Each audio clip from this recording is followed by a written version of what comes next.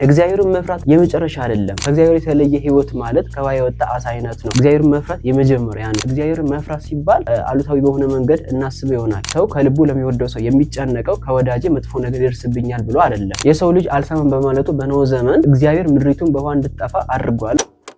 የሥነ ምግባር ዋና መሰረቱ ፈሪሃ እግዚአብሔር ነው። ልበ አምላክ ዳዊት በመዝሙሩ፣ ልዩ ሰለሞን ደግሞ በምሳሌው የሰው ልጅ ከፈጠረው ፈጣሪ ጋር ሊኖረው ስለሚገባው ግንኙነት ሲያስረዱ የእውቀት መጀመሪያ አድርጎ የገለጹት ምንድነው? ፈሪሃ እግዚአብሔርነትን ነው ማለት ነው። የትኛውም አይነት ሰው አዋቂ ለመባል ኦር ደግሞ አዋቂ ነው ተብሎ ለመጠራት የግዴታ ፈሪሃ እግዚአብሔርነትን ሊኖረው ይገባል ማለት ነው። በምንም ነገር ላይ ከምንም ነገር አስቀድሞ እግዚአብሔር መፍራት መቻል አለበት ማለት ነው። ሰው እስከሆነ ድረስ እግዚአብሔርን በላዩ ላይ አንግሶ መፍራት መቻል አለበት ማለት ነው። እግዚአብሔርን መፍራት ደግሞ የመጨረሻ አይደለም። ብዙ ነገር ካደረገን በኋላ ብዙ ነገር ካሳለፍን በኋላ አይደለም።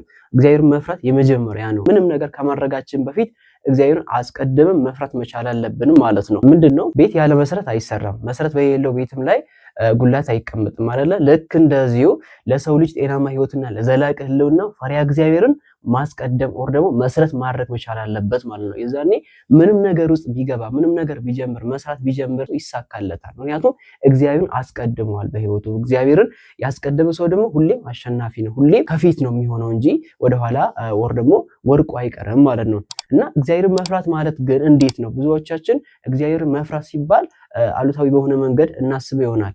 እንዴት ነው መሰላችሁ? እግዚአብሔርን መፍራት ማለት በቁጣው ይቀስፈኛል፣ በኃያልነቱ ያጠፋኛል በሚል በጭንቀት መንፈስ ሳይሆን ዓለምን ካለመኖር ወደ መኖር አምጥቶ ማስገኘቱን የሁሉ ጌታ መሆኑንና የፍጥረት ሁሉ መጋቢ መሆኑን በማመን ለህጉና ለትእዛዙ በመገዛት በዛ መመራት ነው እግዚአብሔር መፍራት እንጂ በሌላ መንገድ አይደለም ማለት ነው። ለምሳሌ ሰው ከልቡ ለሚወደው ሰው የሚጨነቀው ከወዳጄ መጥፎ ነገር ይደርስብኛል ብሎ አይደለም። ምንድነው? የሚወደው ወዳጄ ጓደኛዬ እንዳይከፋው እንዳይቀየም በመካከላቸው ያለው ፍቅር እንዳይቀዘቅዝ ኦር ደግሞ እንከን እንዳይኖረው ብሎ ምን ይጨናነቃል። ለፍቅራቸው ምንድነው ጥንቃቄ ያደርጋል ማለት ነው። ልክ እንደዚህ ነው እግዚአብሔር መውደድ በዚህ አይነት መንገድ ነው እንጂ አሉታዊ በሆነ መንገድ እግዚአብሔርን መፍራት ተገቢ አይደለም፣ የእግዚአብሔርን ፍቃድም አይደለም ማለት ነው። ስለዚህ በዛ መልኩ መረዳት መቻል አለብን ማለት ነው። እግዚአብሔርን ፈርተን ከእግዚአብሔር ጋር መኖር ስንችል ተጠቃሚዎቹ እኛ ነን። ከእግዚአብሔር የተለየ ህይወት ማለት ከውሃ የወጣ አሳ አይነት ነው። እንዴት ነው? ከውሃ የወጣ አሳ ህይወት እንደማይኖረው ሁሉ ከእግዚአብሔር የተለየ ህይወትም ትርጉም አልባ የድካም ብቻ ይሆናል ማለት ነው። ከዚህ የተነሳ ከእግዚአብሔር የተለየ የትም መድረስ ስለማይቻል የሚሻለው በፍቅሩ በመጽናት ህጉንና ትእዛዛቱን በማክበር መኖር ነው ማለት ነው። እግዚአብሔርን መፍራት ማለት እንግዲህ ለሰራው ህጋቱ መታዘዝና መታመን ነው። አድርግ ያለውን ማድረግ፣ አታድርግ ያለውን ደግሞ አለማድረግ። ያ ነገር ምንድነው? ከእግዚአብሔር ጋር ያኖረናል ማለት ነው። እግዚአብሔርን የመውደድ የመፍራትና የማክበር ማረጋገጫው እግዚአብሔር በራሱ አምሳል የፈጠረውን የወደደውና አንድ የባህሪ ልጁን ለሞት አሳልፎ የሰጠለትን የሰው ልጅ መውደድ ነው።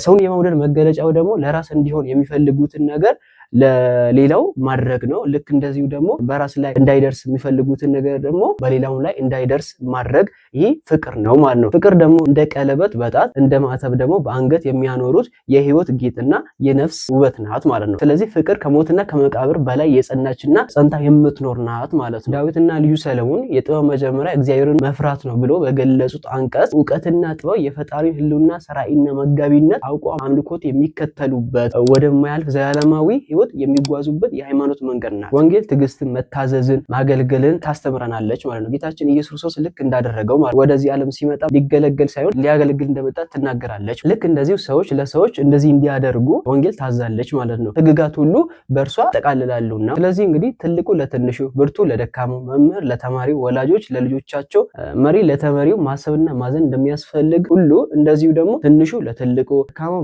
ለብርቱ፣ ተማሪው ለመምህሩ፣ ልጆች ለወላጆቻቸው ታዘዝና ማሰብ እንዳለባቸው ወንጌል ታስተምረናለች ማለት ነው። ሌላው የሥነ ምግባር አብይ ነጥብ ደግሞ ምክርን መስማትና ትምህርትን መቀበል ነው። የሰው ልጅ አልሰማም በማለቱ በኖህ ዘመን እግዚአብሔር ምድሪቱን በውሃ እንድትጠፋ አድርጓል። ይሁንና ታሪኩ የተጻፈው መጪውን ትውልድ ለማስተማር ነው። ያለፉት ተምሮ ሳይጠቀሙበት አልፈዋል። እኛ ግን አውቀን ልንጠቀምበት ይገባል ማለት ነው። የሥነ ምግባር ጉድለት እንደ ጥፋት ውሃ ነው፣ የሰውን ልጅ እያሳሳቀ ያበላሻል ማለት ነው። ስለዚህ ጥንቃቄ ልናደርግ ያስፈልጋል ማለት ነው። ምግባር አበባ ሲሆን ሃይማኖት ደግሞ ፍሬ ነው። ሃይማኖትና ምግባር እንደ ስጋና ነፍስ በተዋህዶ የሚሰሩ ናቸው። አንዱ ያለ አንዱ ህይወት የለውም። ለምሳሌ ሬሳን አጥቦ ገንዞ ሽቶ ቀባብቶ ቢያስተኙት የወጣችውን ነፍስ መልሶ ማሳደር አይቻልም። ልክ እንደዚሁ ከሃይማኖት የተለየ ምግባር ኦር ደግሞ ከምግባር የተለየ ሃይማኖት ፋይዳ የለውም ኦር ደግሞ ውጤት ሊያመጣ አይችልም ማለት ነው። ሃይማኖት የሌለው ምግባር በስጋዊ ጥበብ ቢያጎለምሱት ከከንቱነት አያድንም። ስለዚህ ሃይማኖትን ከምግባር ጋር አብሮ መያዝ ግድ ነው ወይ ደግሞ አስፈላጊ ነው ማለት ነው። በዛ መልኩ መረዳትና ማወቅ ያስፈልጋል ማለት ነው። ሌላው የክርስቲያናዊ ስነ ምግባር ትምህርት የክርስቶስ መንገድና የዓለም መንገድ የተለያዩ መሆናቸውን ማወቅ ነው። ምንድነው? የክርስቶስ መንገድ የታወቀችና የተረዳች ለሚያስተውልና ለሚከተላት ግልጽና ቀጥተኛ፣ ጉዞዋ ሰላም፣ አቅጣጫውም የእርስ በእርስ መዋደድ ነው ማለት ነው። እውነተኞችና ቅን ልቦና ያላቸው እግዚአብሔርን ሕግጋቱና ትእዛዙን የሚጠብቁ በሰላም ይጓዙባታል። ግን ከክርስቶስ ቤተሰብነት ተለይቶ በራሳቸው ሀሳብ